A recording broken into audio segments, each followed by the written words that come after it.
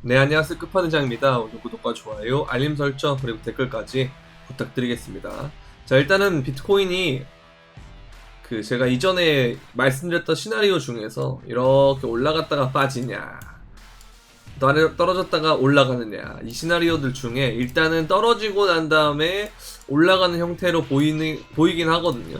왜냐면 이게 보통 이런 것들이 요즘에 그 특징이 뭐냐 하면 항상 이 마지막 부근에서 이 떨어진 지점 있죠. 떨어지기 전에 있던 매물대를 한 번에 이렇게 치고 올라오면 그때는 이제 이게 보통 하락의 끝일 가능성이 좀 있는데, 근데 그럼에도 불구하고 한 번 더 지켜봐야 되는 건 뭐냐면 이동평균선을 켰을 때 지금 주요 저항에 어쨌든 맞물리는 상태이기 때문에 이런 U자 형태 혹은 V자 형태의 반등은 되게 좋지만 이러한 형태도 생각해 봐야 되기 때문에 아직은 우리가 눌림목을 좀 봐야 돼요. 눌림목을 봐야 되고, 그 다음에 제가 예전부터 말씀드렸던 28,000 구간이 되게 중요한데, 보시면 여기에 다 몰려있죠. 27,000대부터 27,600 뭐 이러니까 이게 더 위에 아예 얘네들이 올라가면 괜찮다 이거예요. 근데 그 전까지는 좀 애매하기 때문에 일단 우리가 봤을 때는 이제 이 구간에서 눌림 이후에 또 가고 해주는 게 중요하고, 일단 28,000을 넘어줘야 됩니다.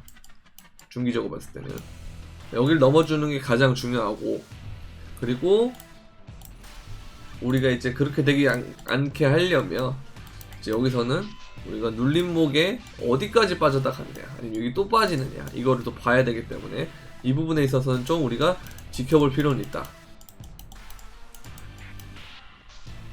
그래서 조금 더 이 부분을 봐야 된다는 거, 그렇게 보시면 되겠고, 일단은 지금 보면 장세가 비트코인 도미넌스가 올라가고 있는 상태이기 때문에 이제 여기를 이제 비트코인이 도미넌스가 올라간다라고 하는 건 알트들이 지금 힘을 잘 못 쓰고 있다라는 거거든.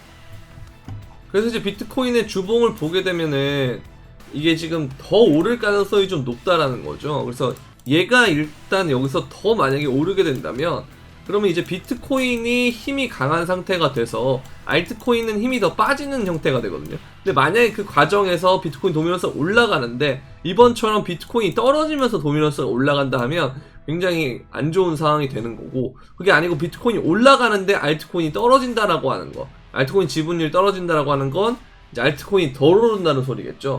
그래서 우리는 비트코인에 대한 지분을 어느 정도는 갖고 있을 필요가 있다. 그래서 포트폴리오를 구성하는 데 있어서는 비트코인의 지분이 굉장히 중요하고, 그 다음에 마냥 알트로만 갈 필요는 없는 것 같다 라는 생각이 들고요.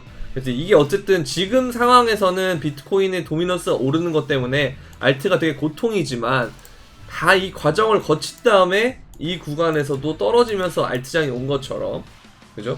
이때도 마찬가지겠죠. 2017년도 마찬가지고, 다 이런 걸 거치고 알트장이 온 거거든요.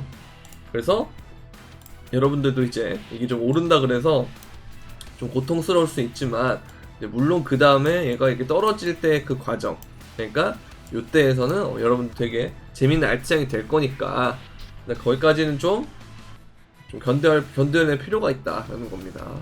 너무 많은 비트코인 비중 안 되고, 너무 많은 알트코인 비중 안 되고, 그리고 현금 비중도 계속 갖고 있어야 돼요. 왜냐면 이게 아직도 뷰가 확실하지가 않은 게 조금 헷갈리는 부분들이 많아요. 왜냐면 아까 말씀드린 대로 여기서 다시 이것처럼 뭐 이런 식으로 갔다가 빠질 수도 있는 노릇이거든요.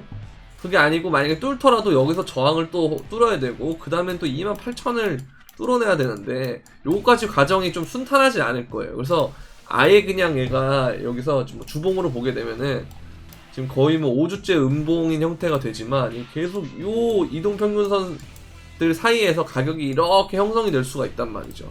보시면 여기 이동평균선의 가격대는 28,000 부근에서 형성이 되어 있고, 아래 부분은 24,200, 그러니까 24,000에서 쉽게 말해서 24,000에서 28,000까지 계속 위아래로 박스권을 형성하면서 횡보할 가능성도 있단 말이죠. 그래서 이런 부분들 때문에 정확하게 아직까지는 뭐 확정적으로 나온 게 아니라서 여러분들이 뭐 이런 무빙 하나하나에 반응할 이유는 없는 것 같고요. 좀 더 지켜볼 필요는 있습니다. 그리고 지금 보면 달러 인덱스가 다시 이렇게 높아지는 상황이잖아요. 그리고 주봉들의 주요 이동평균선을 뚫고 있는 상황이기도 한데, 사실 이거를 주봉 말고 월봉에서 한번 보게 되면요, 아직까지는 이렇게 이 저항에 막고 있는 상태입니다. 그래서 월봉 저항이 막고 있는 상태라 그러면은 여기서 만약에 추세선의 저항을 받는다라고 하면 이후에 이렇게 꺾이는 상황이 발생한다. 그러면 굉장히 좋은 형태가 되겠죠. 그래서 이 부분도 여러분들이 자꾸 지켜봐야 될 부분이고요. 지금 어쨌든 계속 금리라는 것을 쭉 간다라는 형태 혹은 뭐 더 올린다 이런 걸로 지금 얘기하고 있어서 문제지만은 이런 것들이 또 결국에는 뭐 금리의 상단이 거의 어느 정도 컨센이 확정적으로 바뀌고 하면 다시 이 부분도 좀 떨어지지 않을까라는 생각이 들어요.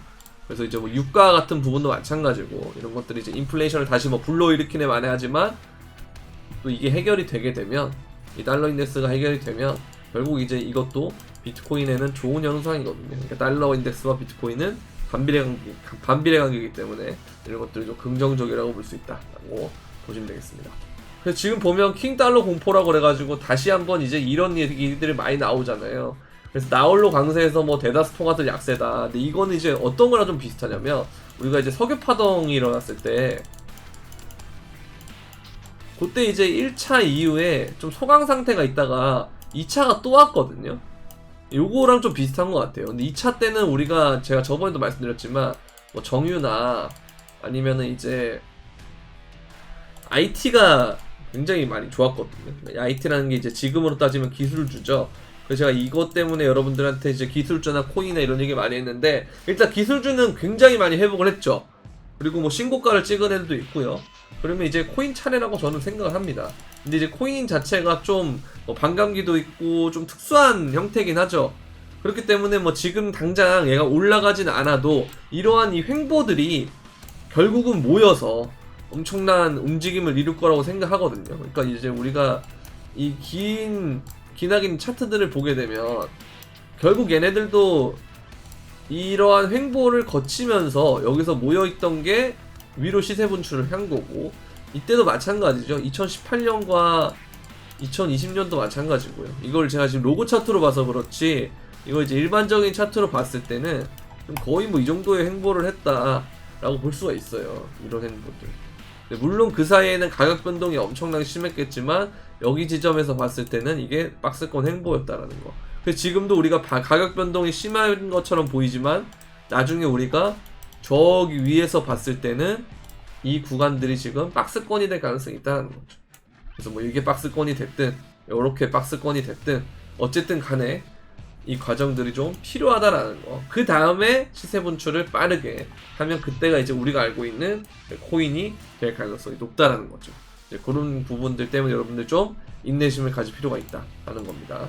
자, 그리고 지금 대리빗 거래소에서 또 매수 스파크가 튀고 하락이 발생을 했는데요. 이번에도 마찬가지로 스파크가 많이 튀었고 하락을 발생했고 그다음 CBD는 보면 갈색 고래들이 사고 있다라고 하는 건 일단 고래들은 이 매집의 움직임이 좀 뚜렷하다는 겁니다. 근데 뭐 대신 이제 얘가 이걸 다 던지게 되면 이런 엄청난 매도세가 나올 수도 있겠지만 이제 그 전까지는 일단 얘가 매집한다라는 관점에서만 놓고 보면 이제 이 자리를 되게 긍정적으로 보는 거다라고 보여집니다. 그렇게 보시면 될 것 같아요. 그래서 일단은 이제 우리가 봤을 때는 이제 큰 손들은 이 가격대랑 이거를 매집을 하고 있다라는 거죠. 다만 이제 이 범위가 생각보다 우리가 봤을 때는 되게 체감상 넓어 보여가지고 문제가 되는 거지. 아까 말씀드렸던 것처럼 뭐 2018년이라든지 2020년간의 그 구간이라던가 아니면은 뭐 2016년의 데이터라든가 이런 것들 보면은 이런 레인지가 생각보다는 넓지 않은 거고 그리고 이러한 부분들의 횡보가 있는 동안 매집이 있어야 우리가 알고 있는 그 엄청난 상승이 일어난다라는 거죠. 그래서 이런 부분들을 좀 기억했으면 좋을 것 같습니다. 자, 그리고 이제 FTX발 매도가 좀 나타날 수가 있는데 그래서 이거에 지금 계속 악재로 발생하고 있거든요. 그래서 이 악재를 어떻게 할 거냐 뭐 이런 얘기들이 좀 있는데 일단 뭐 조심은 해야 될 것 같아요. 조심한다고 나쁠 거 하나도 없고 조심을 해야 되는데 다만 이거를 재료 삼아서 사람들이 이제 너무 많은 사람들이 이걸 신경을 쓰다 보면 이 재료는 이제 보통 뭐가 되냐면 이 선반영이 될 가능성이 좀 있거든요. 그래서 요 생각도 우리는 해야 된다는 거죠. 그래서 조심은 하되 과도한 겁은 내지 않았으면 좋겠다. 요 정도 스탠스면 가장 좋을 것 같아요. 자, 그렇지만 계속 조심하라는 이유가 뭐냐면 지금 이런 데드 크로스가 여기서 나오고 있다는 겁니다.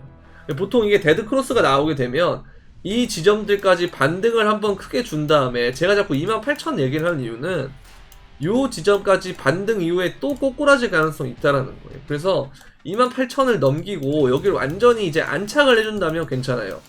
근데 이제 안착을 해주지 못하고 저항을 맞고 그냥 빠지는 그림이 되면 이후엔 더 크게 빠질 수가 있거든요. 그래서 이 지점을 항상 생각을 하셔야 됩니다. 그래서 이 가능성을 계속 생각을 해야 된다는 거 그렇게 보면 되겠고요.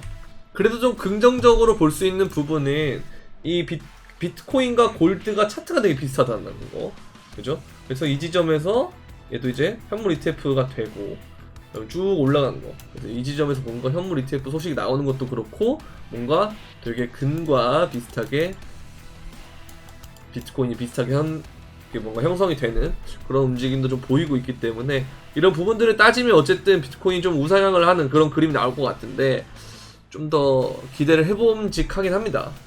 근데 어쨌든 불안한 것도 있지만 이 불안을 먹고 매집을 하는 걸 봤을 때는 또 긍정적인 부분도 있다는 거. 그래서 가격대만 잘 버텨준다면 우리는 좀 긍정적인 생각을 계속 하고 있는 것이 좋다라고 봐요. 왜냐면 부정적인 생각을 하는 사람들은 일단 지금부터 이미 9K 보고 있는 사람들이 많거든요. 뭐 12K 간다, 9K 간다, 뭐 19K는 뭐 이건 그럴 수 있다 쳐도 이 가격대를 아예 맨 처음부터 보고 있는 분들이 있어요. 근데 그게 뭐 오면 좋겠지만 만약에 온다 그러면 그분들은 그때는 이 9K, 12K 때 매수 생각을 잘 안 할 거예요. 왜? 무섭기 때문에. 그때는 이제 뭐 6K나 5K 뭐 이런 게 열리겠죠.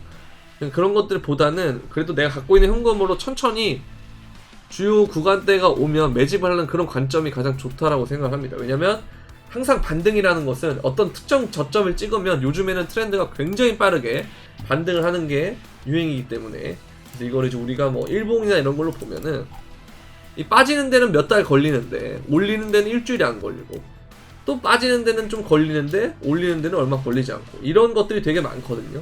이 시점 이후부터. 그래서 지금도 만약에 이게 빠지는 과정이라면 올리는 것도 굉장히 빠르게 갈 수가 있어요. 그래서 이것도 우리는 계속 생각을 해야 된다는 거죠. 자, 그리고 이게 4월달의 뉴스인데요. 그러니까 뭐냐면 러시아와 중국의 약진 속에서 중동에서 무너지는 미국 패권 뭐 이런 식으로 돼 있죠. 근데 지금 들어보면 되게 재밌는 거. 왜? 이때 막 브릭스 얘기하고 패권도 이길 수 있다. 페트로 달러가 무너진다 그러지만 지금 오히려 강달러 얘기가 나오죠. 똑같습니다. 또 강달러 나왔는데 또 저물 때 그때 또 이 얘기 나왔다가 지금 와서 보면은 또 강달러 얘기 나오죠. 자, 그것처럼 보시면은 이제 이거 보면 사우디아라비아와 이란, 뭐 중국의 중재로 외교관계 정상화 이런 식으로 하면서 뭐 얘기 막 나오잖아요. 재밌는 거는 브릭스에 있던 애들이 그리고 중동들이 이번에 뭘 했냐면 중국의 1대1로를 대항할 수 있는 대항마를 출범시켰다라는 거예요. 보면 지역이 인도, 사우디, 아랍에미리트, 이스라엘, 요르단, EU 요 길이 중국의 1대1로를 해서 쭉 내려오려는 것들을 지금 막고 있어요. 얘네들이 이걸 통해서. 자, 그렇다는 거는 결국은 양쪽에다 발을 걸치고 있지만 미국에 조금 더 발을 걸치는 상황이 되고 있다는 거죠. 왜? 중국이 지금 대놓고 힘이 빠지고 있는 상태가 보이니까. 국제 정세들이 이렇게 돌아가고 있는 건 결국은 뭐냐? 미국 중심으로 새롭게 다시 재편되고 있다는 거. 중국을 그리고 러시아를 배제하는 형태에서 재편되고 있고 그 과정에서 인도랑 중동이 다시 핫플레이스가 되니까 얘네들도 슬슬 어디로 붙는다?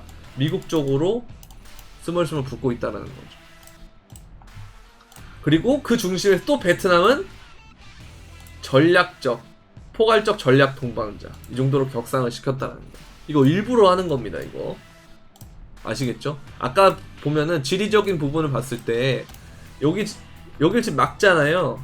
막은 상태에서 이게 남은 게 어디예요? 이쪽이거든. 동남아 쪽. 여기까지 막으려고 하는 거예요. 미국이.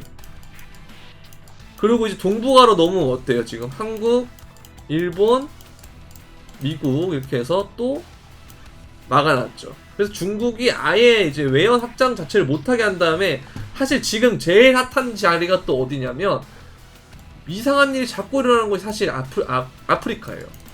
여기 지금 자원이 또 엄청나게 핫하기 때문에 그럼 중국이 이걸 넘어갈 수 없거든요. 그죠? 그 100길로 가자니 또 100길은 또 옛날부터 미국이 잡고 있으니까 또 이런 식으로 이제 공급망이 재편이 되면서 무역의 루트가 또 바뀌고 이런 과정들이 지금 벌어지는 상태란 말이죠. 그래서 킹달러 상태 만들어 놓고 외부 그 주변 국가들 좀 죽여 놓은 다음에 그때 이제 인프라 투자한 다음에 다시 슬슬 달러 풀어줘가지고 이 인프라 투자한 신흥국들 살려내면서 여기서 미국이 또 돈을 버는 이제 그런 구조가 계속 반복이 된다는 거죠. 그래서 이런 것들을 좀 보게 되면 얘들 좀 다분히 의도적으로 강달러를 만든다라고 볼 수가 있고, 또 반대로 얘기하면 그 시간이 끝난다면 이 강달러를 빠르게 약화시키는 쪽으로 전략을 취할 것이다. 이제 이런 쪽으로 우리가 생각해 볼 수 있겠네요. 자, 그러면 이제 오늘은 여기까지 하도록 하겠고요.